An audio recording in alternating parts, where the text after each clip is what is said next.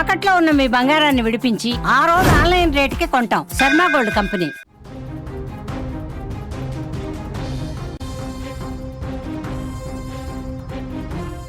రాష్ట్రంలో మరో 2 రోజుల పాటు వర్ష భయం కొనసాగనుంది. బంగాళాఖాతంలో ఏర్పడినటువంటి ఉపరితల ఆవర్తన ప్రభావంతో ఆంధ్రప్రదేశ్లోని పలు ప్రాంతాలలో తేలికపాటి నుంచి మోస్తారు వర్షాలు పడతాయని విపత్తుల నిర్వహణ శాఖ స్పష్టం చేసింది. ఈ ఆవర్తనం తీరానికి ఆనుకొని పశ్చిమ మధ్య బంగాళాఖాతంలో సముద్ర మట్టానికి సుమారు 0.9 కిలోమీటర్ల ఎత్తులో కొనసాగుతోంది. ఇక నేడు రాష్ట్రంలోని కోనసీమ, కృష్ణా, గుంటూరు, బాపట్ల, ప్రకాశం, నెల్లూరు జిల్లాలలో అక్కడక్కడ పిడుగులతో కూడినటువంటి వర్షాలు కురిసే అవకాశం ఉంది. అంతేకాకుండా రాయలసీమ జిల్లాలైన కర్నూలు, కడప, తిరుపతి జిల్లాలలో కూడా అకస్మాత్తుగా వానలు పడవచ్చు అంటూ కూడా అధికారులు అంటున్నారు. దీంతో ఈ ప్రాంతాల ప్రజలు, రైతులు అప్రమత్తంగా ఉండాలని కూడా అధికారులు సూచించారు. ఇక రేపు గురువారం కూడా ఇవే వర్షాలు కొనసాగేటువంటి అవకాశం ఉంది. ఇక ఎల్లుండి శుక్రవారం రోజున కొన్ని జిల్లాలకు వర్ష సూచన కూడా ఉంది. ముఖ్యంగా నెల్లూరు జిల్లాతో పాటుగా రాయలసీమలోని పలు జిల్లాలలో కొన్ని చోట్ల తేలికపాటి నుంచి మోస్తారు వర్షాలు పడేటువంటి అవకాశం ఉందని విపత్తుల నిర్వహణ శాఖ తెలిపింది.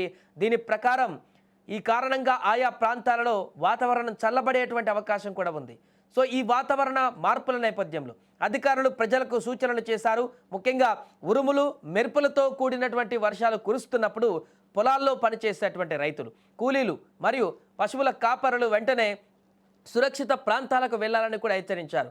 ఈ వర్షాల సమయంలో ఎవరు కూడా చెట్ల కింద కానీ పెద్ద హోర్డింగ్ల కింద కానీ ఆశ్రయం పొందకూడదు అంటూ కూడా అధికారులు స్పష్టం చేశారు. ఎందుకంటే గతంలో నెలకొన్నటువంటి అనేక రకాల సంఘటనల కారణంగా ఈ రకంగా ఉంటే పిడుగులు చెట్ల కింద పడేటువంటి అవకాశం ఉంటుంది.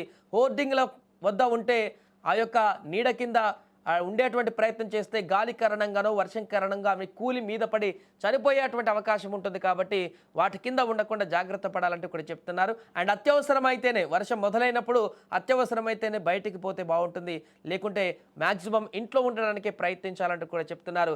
ఇప్పటికే మోంతా తుఫాను కారణంగా పూర్తిగా రాష్ట్రంలోని పలు జిల్లాలు పూర్తి భయాందోళనకు గురైనటువంటి పరిస్థితులు మనం అప్పుడు చూసాం. బట్ మోంతా తుఫాన్ నుంచి ఎట్టకేలకు బయటపడగలిగాం.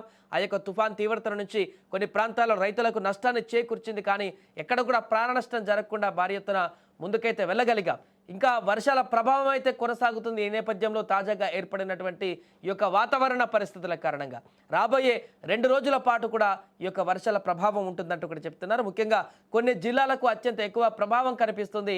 ఆ జిల్లాలలో ఉరుములు, మెరుపులతో కూడినటువంటి పిడుగులు పడేటువంటి అవకాశం కూడా ఉంది. కాబట్టి ప్రజలందరూ అప్రమత్తంగా ఉండాలంటూ మరొకసారి స్పష్టం చేస్తుంది వాతావరణ శాఖ.